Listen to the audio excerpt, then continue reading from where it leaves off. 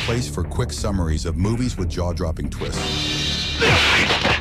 Let's dive in. Today's movie begins in one of the Shaolin temples, where we see the monk teaching the students. Later, they gather to eat together and then start their daily training, which lasts for long hours. Afterward, the scene shifts to the emperor's palace, where his minister informs him that Ming is a traitor who insulted the emperor's authority and is conspiring with rebels to overthrow the government. The emperor becomes enraged and orders an attack to eliminate Ming and his entire family. A group of ninja fighters is sent to Ming's house, where they kill many of his family members. Ming initially manages to fend them off and defeats several of them. He entrusts his son to his assistant, instructing him to take the boy to the Shaolin temple for safety. Ming continues to fight off the attackers. The assistant arrives at a kung fu school and informs them that Ming's entire family has been killed.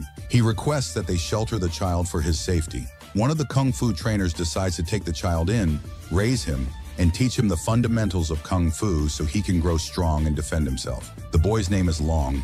Over the years, Long trains under the monks, mastering powerful techniques until he becomes a very skilled fighter, despite being only 5 years old. His sole dream is to grow up and avenge his father against the corrupt emperor. One day, a student notices the emperor's men arriving at the kung fu school, searching for Long. He quickly informs the trainers, who decide to send Long to the Shaolin temple for his safety. A monk takes Long to the temple and shares his story with the other monks, who are moved and decide to shelter him. Long becomes one of the Shaolin students, the youngest among them. Initially, he struggles with the rigorous daily training, which frustrates the monks. However, over time, he begins to train earnestly, mastering combat techniques. One day, the monk orders Long to demonstrate his fighting skills in front of the students, and he impresses everyone. Long continues to train at the temple for many years, eventually becoming one of the strongest fighters in Shaolin.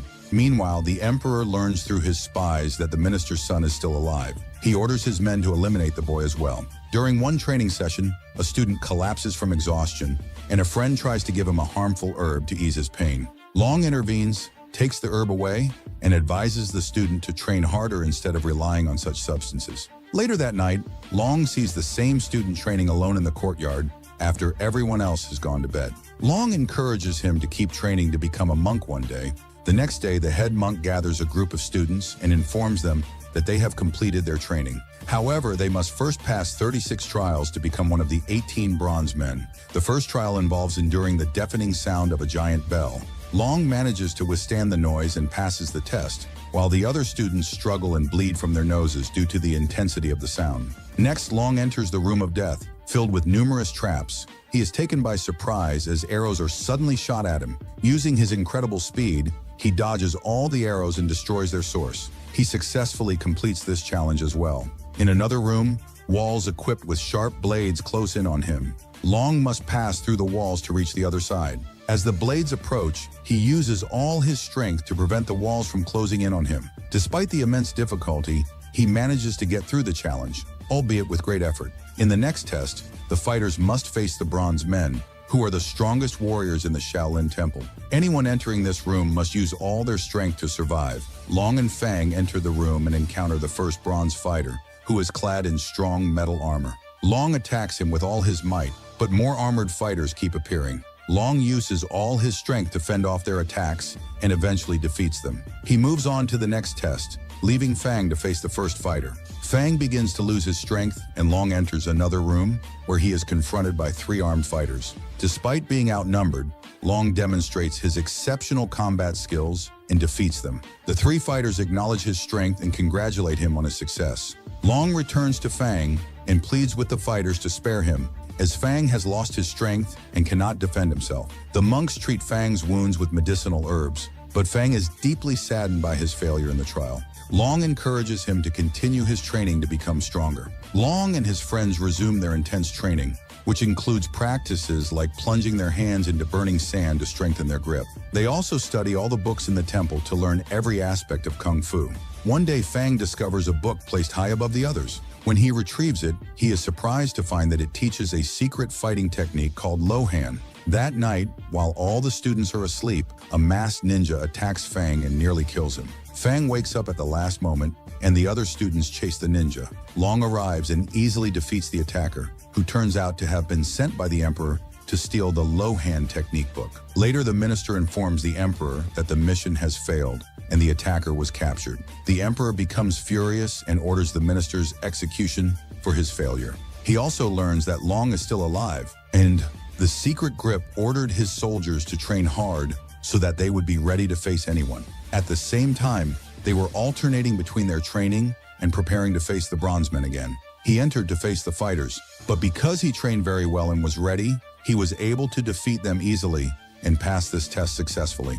Meanwhile, he entered the room of the 3 armored fighters and engaged in a fierce battle with them. However, the problem was that they were not affected by the strikes at all. By chance, he discovered weak points in their armor and started hitting them there until the fighters froze in place. He then entered the next test, which was endurance. To pass this test, he had to endure being struck without defending himself, pushing his tolerance to the maximum. At first, the fighter attacked Feng with all his strength and was about to overpower him and completely drain his strength. But Feng managed to gather his energy again and endured the strikes to succeed in this test. In the end, he was able to win this challenge as well. He left the room and met Long, but was surprised by the presence of a very heavy door that they had to pass through.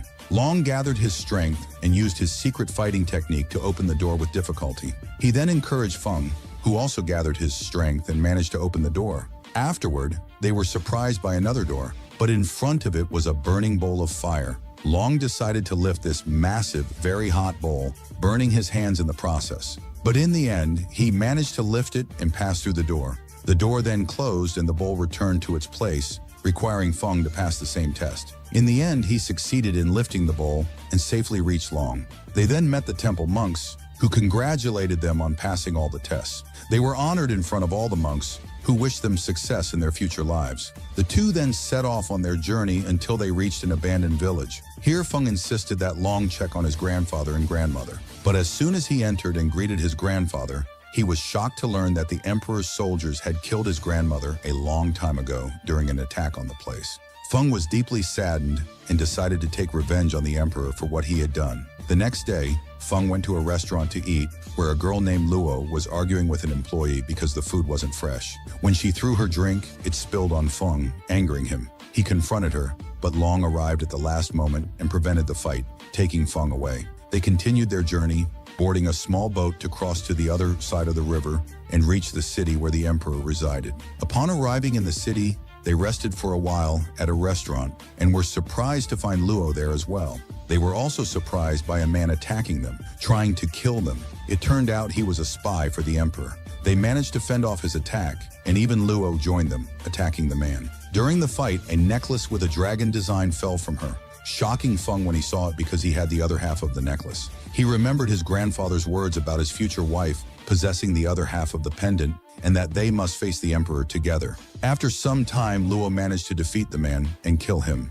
Later, we see Long sitting in the restaurant, thinking about how to avenge his family, who had been killed by the emperor. A while later, one of their friends entered and greeted them. He had also graduated from the Shaolin temple like them and promised to help them reclaim their rights from the corrupt emperor. That night, a masked ninja attacked the house where Feng and Long were staying. Feng began to fight him, but the ninja was highly skilled in martial arts, and Feng couldn't defeat him. Luo also arrived and joined the fight, but neither of them could overpower the ninja, who managed to injure them both severely. Eventually, Long appeared and used the secret low-hand technique to attack the ninja, finally defeating him. They were all shocked to discover that the ninja was their friend from the temple. They learned that the emperor had planted him in the temple as a child to spy on the monks. The next day, the emperor was passing through the city with his guards when Feng and Luo suddenly appeared before him.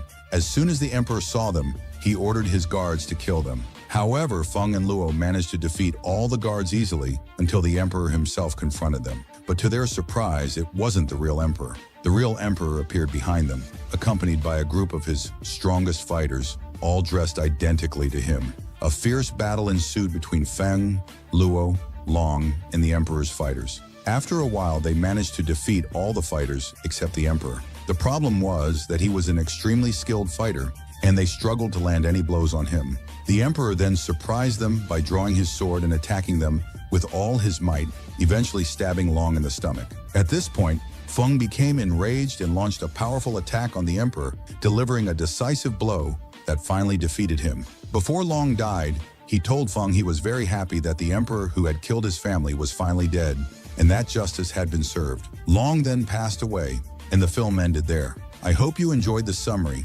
Don't forget to like the video and subscribe to the channel. See you in the next film.